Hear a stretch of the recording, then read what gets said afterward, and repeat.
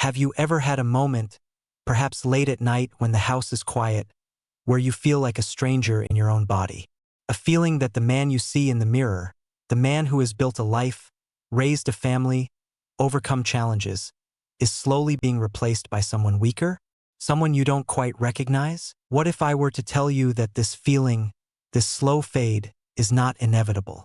What if I told you that one of the most powerful, rejuvenating forces for a man over 60 is not found in an expensive clinic or a new prescription, but in a private, fundamental act that our society has conditioned you to believe is irrelevant or even shameful in your later years? We're going to talk about something personal today, and it's crucial, because if you have stopped engaging in self-intimacy, if you've stopped masturbating, you may be unknowingly accelerating the very decline you fear most. This isn't about taboo. This is about biology. This is about your survival. For over 25 years, my work as a researcher in the field of aging and men's health has brought me face to face with thousands of men just like you. Good men, strong men, men who feel like they're losing a battle they don't even understand. And they all point to the same culprit: age. But I am here to tell you with absolute certainty that age is not your primary enemy. Age is just a number. The true enemy is a far more insidious force.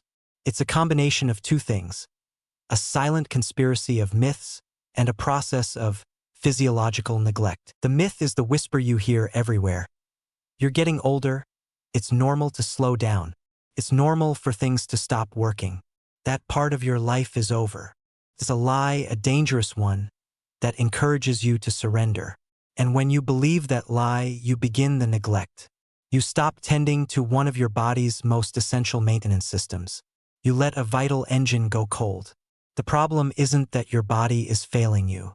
The problem is that we, as a society, have forgotten how to properly maintain the male body as it matures. But here is the incredible truth, the promise I want to share with you today. Your body possesses a profound, innate wisdom. It has a built-in capacity for repair, for balance, for vitality. And the control switch for this system is not lost. It's merely been ignored. The solution I'm talking about doesn't come in a bottle. It doesn't require a single dollar. It requires something far more powerful: a shift in understanding and a conscious decision. I'm going to show you how reclaiming this simple, natural part of your life is not an act of indulgence, but a critical act of self-preservation.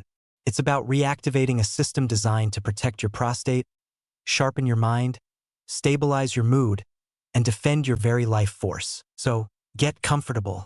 Pour yourself a glass of water. Because in this extended session today, we will pull back the curtain and explore, in detail, the 7 alarming consequences of physiological neglect. We will uncover what is truly happening inside your body, cell by cell, system by system, when this fundamental practice is abandoned. Number 1. The slow clogging of your prostate and urinary system. Let's be direct. For many men, the first sign that something is off is the nightly pilgrimage to the bathroom. Once, twice, 3, even 4 times a night. It's a thief of sleep and a ball and chain on your freedom. I want to tell you about Robert. Robert was a 72-year-old retired civil engineer, a man of logic and precision. He came to me utterly frustrated. "Doctor," he said, "I designed bridges to withstand floods, but I can't seem to manage my own plumbing." He couldn't sit through a football game. His wife mentioned they couldn't take long drives anymore. He felt tethered to the nearest restroom. He'd been diagnosed with benign prostatic hyperplasia, or BPH, and told it was just part of the deal. Here's the deeper science. Your prostate is a gland. Its job is to produce seminal fluid. When you ejaculate regularly, this system is flushed. It's a cleansing process. Old cells, inflammatory byproducts, and even potential carcinogens are expelled. When you stop, that fluid stagnates, can thicken. The minerals within it can form tiny, microscopic calcifications, like grit in an engine. This creates a low-grade, chronic inflammation, causing the gland to swell and press on your urethra. That's the pressure that weakens your stream and sends you running to the bathroom. I explained this to Robert. I used the analogy of running the engine of a classic car. You don't let it sit for a year and expect it to start perfectly. He, as an engineer, understood this immediately. It wasn't about fantasy or desire. It was about mechanical maintenance. He went home with a new perspective. 3 months later, he returned for a checkup. He looked different, rested. He smiled and said, "I slept 6 straight hours last night. My wife and I are planning a road trip to see our grandkids. I got my freedom back." He didn't cure his BPH, but he managed its symptoms by reactivating his body's natural flushing mechanism. Number 2. The onset of cognitive fog and mental decline. "Doctor, I feel like my mind is full of cotton." These were the words of Frank, a 68-year-old retired history teacher who had prided himself on his sharp memory and wit. "I walk into a room and forget why I'm there. I lose names. In conversation with my own children, I can feel myself trailing off. I'm terrified of losing my mind." Frank's fear is one of the most common and unspoken anxieties among men his age. What he didn't know is the profound connection between sexual release and brain health. When you orgasm, your brain isn't just experiencing pleasure. It's undergoing a complex neurochemical event. You get a surge of dopamine, the motivation molecule, which is critical for focus. You get a flood of oxytocin, which lowers stress and anxiety. But even more importantly, studies suggest this activity promotes the release of something called brain-derived neurotrophic factor, or BDNF. Think of BDNF as fertilizer for your brain cells. It helps maintain existing neurons and encourages the growth of new ones. It's vital for learning and memory. Simultaneously, the process drastically reduces cortisol, the chronic stress hormone. High cortisol is poison for the brain. It literally shrinks the hippocampus, your brain's memory center. So, when you cease this activity, you're creating a double negative for your brain. You're starving it of the beneficial, growth-promoting chemicals while allowing the toxic, stress-related chemicals to build up. It's no wonder a fog descends. For Frank, the solution wasn't a brain game or a supplement. It was reconnecting with his body. He later described it as a light coming on in a dusty room. The fog didn't vanish overnight, but week by week, he felt sharper, more engaged, more himself. He was no longer just a passive victim of cognitive decline. He was an active participant in his own mental clarity. Number 3. The slippery slope into depression and emotional numbness. This consequence is perhaps the most subtle and, for many men, the most painful. I remember Arthur, a widower in his early 70s. He wasn't sad, he insisted. He was just blank. Joy, sadness, anger. It's all muted, he told me, his eyes lacking any spark. It's like watching life on a television with the color turned off. Is this all that's left? Arthur was describing anhedonia, the inability to feel pleasure, a core symptom of depression in older adults. And it's deeply linked to physical intimacy. The release of endorphins during orgasm is one of nature's most powerful euphoriants and mood stabilizers. They are chemically similar to morphine. They are your body's internal tool for managing pain and generating feelings of well-being. When you live in a state of chronic stress, grief, or loneliness, as many do in their later years, and you also remove this powerful, natural antidepressant from your life, your emotional resilience plummets. The world literally turns gray. You isolate yourself not because you're angry, but because nothing feels rewarding anymore. The motivation to engage with hobbies, friends, or even family evaporates. I encouraged Arthur to think of this not as a sexual act, but as an emotional regulation practice. A way to remind his nervous system what joy felt like. It was a difficult conversation, but he was willing to try. A few months later, he told me something I'll never forget. He had been gardening and, for the first time in years, felt a genuine sense of peace and satisfaction. "The color is starting to come back," he said. He hadn't just stimulated his body. He had reminded his soul how to feel. If any of this is resonating with you, if you're seeing yourself or someone you love in these stories, I want to ask you to do something. Click the like button below. It's a small act, but it sends a powerful message to the YouTube algorithm that this is a conversation that matters, a conversation that more men need to be a part of. Your click helps another man find this information and realize he is not alone. And please stay with me, because as important as these first 3 points are, what we're about to discuss next, sleep, circulation, and especially the final 2 points, are even more surprising. In fact, I'm going to share something about your immune system that your family doctor has almost certainly never told you, a built-in defense mechanism you might be accidentally disabling every single day. Number 4. The theft of deep, restorative sleep. I'm exhausted, but I can't sleep. This is the paradox that haunts millions. I think of David, 69, a former Marine, a man who prided himself on his discipline. He did everything right. No caffeine after noon, a cool, dark room, no screens before bed. Yet he'd fall asleep, only to jolt awake at 2 a.m., his mind racing, his body tense. Here's the physiology of what he was missing. Sleep isn't a passive state. It's an active process governed by hormones. Orgasm is perhaps nature's most perfect sleep-inducing trigger. The key hormone here is prolactin.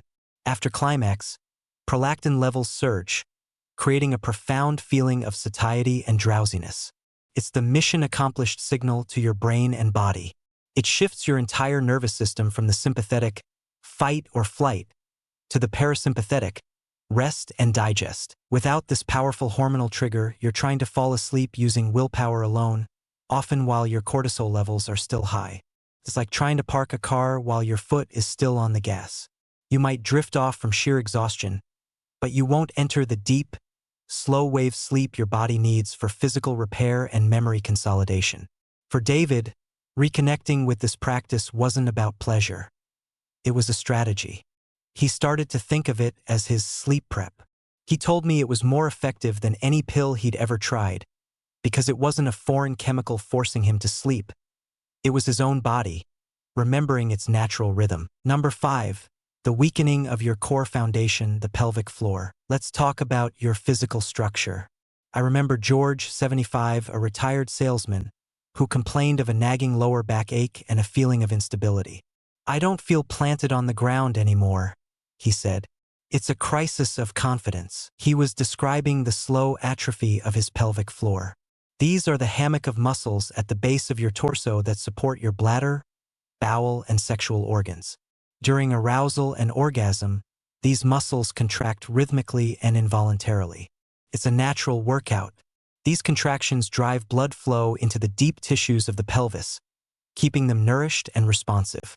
It's not about building visible muscle. It's about maintaining essential tone. When this workout stops, the muscles weaken. Blood flow diminishes. The tissues become less elastic. This is when problems start. Minor urinary leakage when you cough or laugh. A feeling of incomplete emptying. For many men, a weaker pelvic floor also contributes directly to erectile dysfunction because the muscles can no longer effectively trap blood where it's needed. For George, understanding this was a revelation. He started doing Kegel exercises, but he found that reclaiming self-stimulation was a more holistic way to engage that entire muscular system. He felt stronger, more stable. It wasn't just about his back pain. It was about regaining that feeling of being solidly planted on the ground. Number 6. The disarming of your immune system's frontline defenses. Now, for the point I promised you. This is the one that shocks most people. Let's talk about Bill, 67, a man who felt like he caught every single cold or flu that went around. "I used to have an iron constitution," he said. "Now, a simple sniffle knocks me out for a week. I feel fragile." Here is the hidden connection. Research has clearly shown that sexual arousal and orgasm cause a significant spike in a specific antibody called immunoglobulin IgA. Think of IgA as the border patrol of your immune system. It lines your mucous membranes in your nose, throat, and lungs. Its job is to neutralize viruses and bacteria at their point of entry before they can take hold in your body. When you are in a state of physiological neglect, your baseline IgA levels can be lower. You are essentially weakening your own border security. In your 60s, 70s, and 80s, when your overall immune system is naturally less robust, this is a critical disadvantage. You're giving up one of your easiest, most natural methods of defense. When Bill learned this, his whole mindset shifted. He stopped seeing self-pleasure as something frivolous. He began to see it as a vital part of his personal defense strategy, as important as washing his hands or getting a flu shot. He was no longer just a passive victim of germs. He was actively strengthening his body's ability to fight back. Number 7. the ultimate loss, the erosion of body ownership and self-worth. This final point is the most profound. It's the culmination of all the others. I'll never forget Michael, 78, a former CEO who had commanded boardrooms with unshakable confidence. He sat in my office, shoulders slumped. "Doctor," he said quietly, "I feel like I'm a ghost inhabiting a machine that's breaking down. This body, it doesn't feel like mine anymore." His words were heartbreaking, and they capture a deep truth. When you stop touching your own body with intention and care, you begin to disconnect from it. It ceases to be a source of life, strength, or even simple presence. It becomes a collection of symptoms, aches, and failures, a source of shame. This psychological schism is devastating.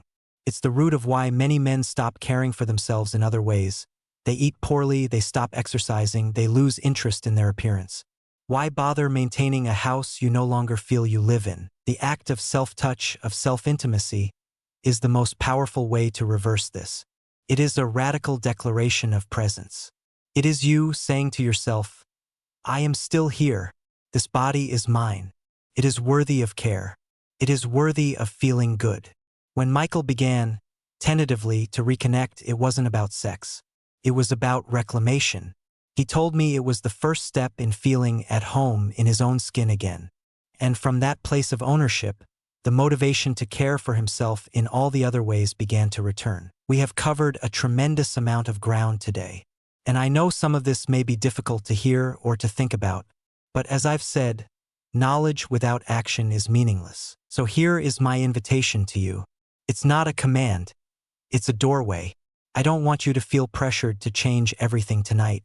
The first step is the simplest and most powerful. It is a mental one. Right now, in this moment, I want you to make a quiet decision. A decision to reject the myth that you are finished. A decision to stop neglecting your own physiological well-being. That's it. Just make the choice. Acknowledge the truth of what we've discussed. If you are ready to make that choice, if you are ready to start taking back control of your health, your vitality, and your story, then do two things for me right now. First, subscribe to this channel, Health Number One, and click the notification bell. We are a community of men who are choosing to live fully, at every age. Second, leave a comment below. You don't have to share any details. Just write, "I'm choosing to act." Your declaration will inspire other men who are reading these comments and feeling uncertain. Please be patient with yourself. This isn't a race. The process of reconnecting may feel awkward at first. That's okay. It's like starting a car that's been sitting for a long time. It might sputter a bit before the engine turns over smoothly, but stick with it. In a week, you might notice you're not waking up as often at night. In a few weeks, you might find yourself in a conversation and realize the words are coming more easily. The fog is a little thinner. You might stand up from a chair and feel a little more solid, a little more stable. Then one morning, you will wake up and feel a warmth, an energy, a quiet sense of presence in your body that you thought was lost forever. That is not magic. That is your biology, thanking you for finally coming home. That is the feeling of hope taking root. I want you to leave this video with one final thought. The world will try to tell you that your story is winding down, that the best chapters are already written. I am here to tell you that is a profound lie. You are the author of your life's final chapters. You get to decide if they are written with vitality, with clarity, with dignity, and with joy. Age doesn't take away your power. It only takes what you are willing to surrender. Do not surrender. The man you were is still inside you. The strength, the passion, the fire. It's all there, waiting for a signal. Your next chapter doesn't begin with a pill or a procedure. It begins with the simple, courageous choice to care for the body that has carried you this far. It begins today.